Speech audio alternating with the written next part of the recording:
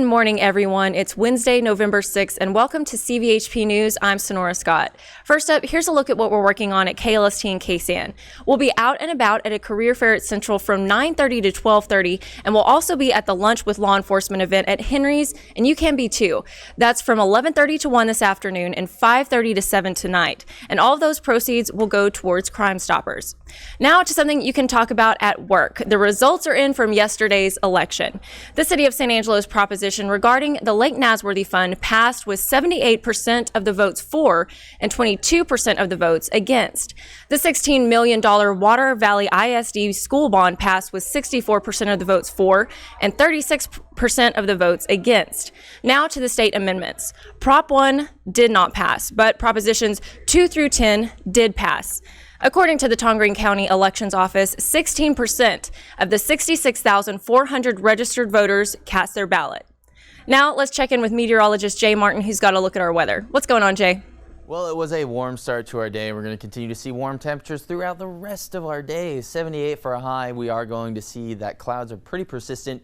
Rain chances coming in later in the day and increasing as we go overnight. We are still seeing warm air and clouds as well. So get ready for the rain gear that you're going to be needing on your Thursday morning. We are going to see the warmest temperatures early in the day, 67 for your Thursday, and continuing to see those temperatures drop and giving us a very cold Friday. But we'll finally get a break from all of these clouds coming in on the weekend. So after having a nice warm Wednesday, we are going to see that cold front finally cool us back down and then give us a nice, lovely Veterans Day weekend.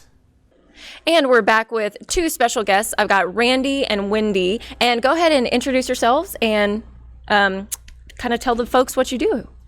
Well, I'm Randy LeCompte. I'm with the Concho Valley Workforce Development Board, Business Operations Director. I work with the Workforce Solutions Contractor there at Henry O. Flipper. So what we do is business operations. We work on trying to find job seekers jobs and employers skilled, qualified employees. Wonderful. Wendy? And I also work for Workforce Solutions. I am the Military Family Support Liaison. And what that means is I work with military spouses, primarily are my clients, and I help them find employment. So I work between the community, talking to employers and working with the spouses and trying to connect them to find good employment for the spouses that are coming into town. Wonderful. All great things. And we have a lot of great things to talk about. So what do you want to start with? Let's start with the Military Workforce Employment Program. Okay. We've started this program back in 2019 in February. It was part of the community initiative with Goodfellow Air Force Base that Mayor Gunter and other community officials had signed with Goodfellow Air Force Base. They had three initiatives this year. One of those was skilled workforce development. So we established a program that had two different objectives as part of the Military Workforce Employment Program. One was to assist military spouses and dependents obtain employment here within the Concho Valley workforce or workforce area, and also provide internships for transitioning military members that were paid for in the Department of Defense Skill Bridge Initiative. Well, this year we were incorporating this with our annual Red, White, and U program. This has been the program for the MWIP, we call it, the Military Workforce Employment Program, the acronym, has been typically a two-day program where we help participants develop resumes, search for jobs, identify their career interests and career opportunities, fit the system with training, and then we meet with the employers in the area. Last quarter in August, we had 11 employers, but for the Red, White, and U at McNeese Convention Center on November 7th from 10 a.m. to 2 p.m., we're having as many as 58 employers. Wow. Available to meet with various participants. In this case, not only for those individuals from Goodfellow Air Force Base, but also the public with veterans in Prairie. Definitely. So this is a hiring event for veterans. This is a hiring event, a job fair. So there's a physical event taking place on Thursday at the McNeese Convention Center.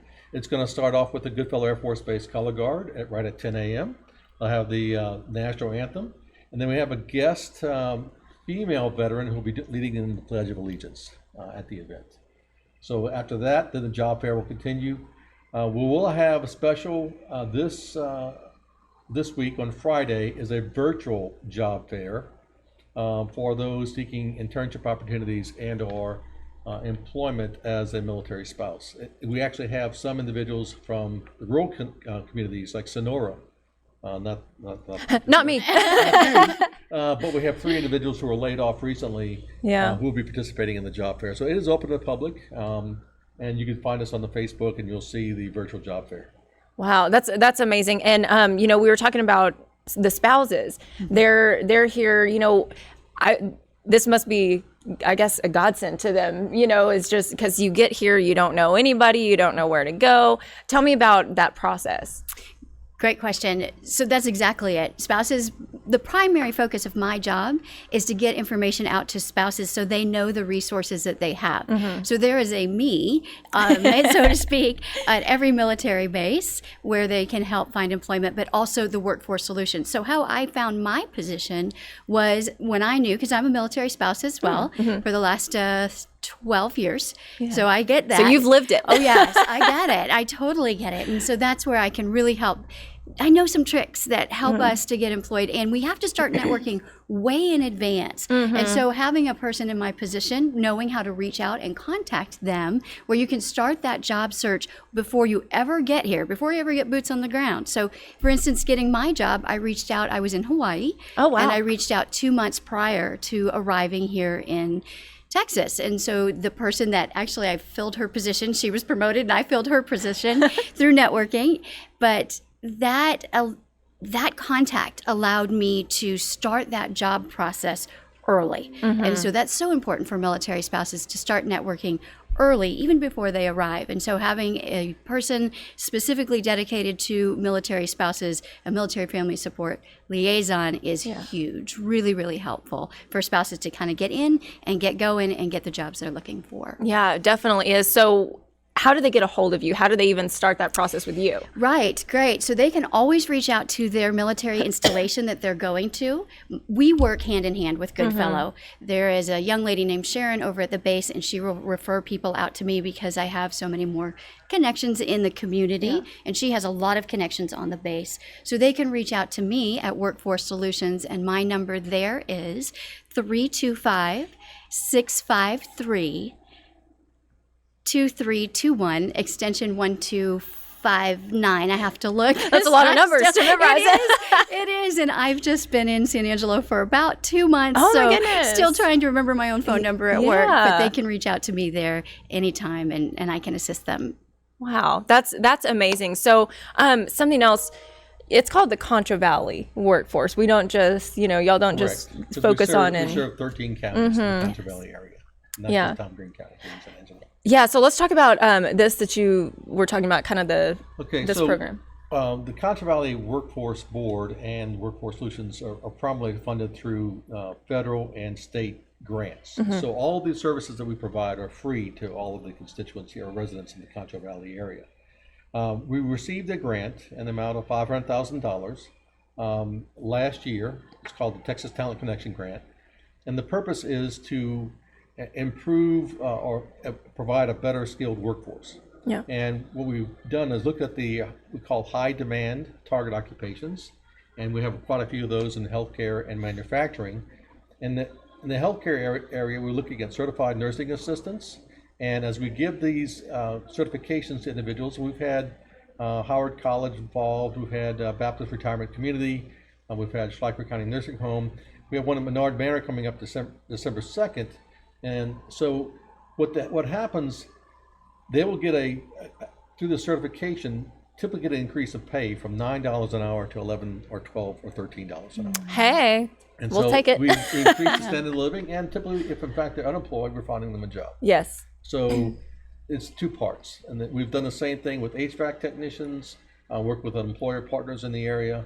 We send them over to Lindsay Cooper in Dallas-Fort Worth. We're trying to set up an industrial maintenance program as well, because that's one of our target occupations, and our board just approved our list of target occupations for 2019-2020. Wow. So what would you tell someone who maybe they're unemployed, they're listening right now, they think, oh man, I'm not qualified for anything, what would you tell them? Well, what we typically do is we have a lot of assessments. First of all, we have things called career reality check. We have assessment to, first of all, to figure out what the general mental abilities are, and if they have a shortcoming in math, a lot of people do, are reading literacy. We have online training programs that are free of charge for them to make improvements on their own at their own pace. Wow. So free education. So basically, you can see what kind of gaps you may have with a given employment, and this is exactly what we do with this one here. We have what's called work-ready communities, and we use ACT work keys.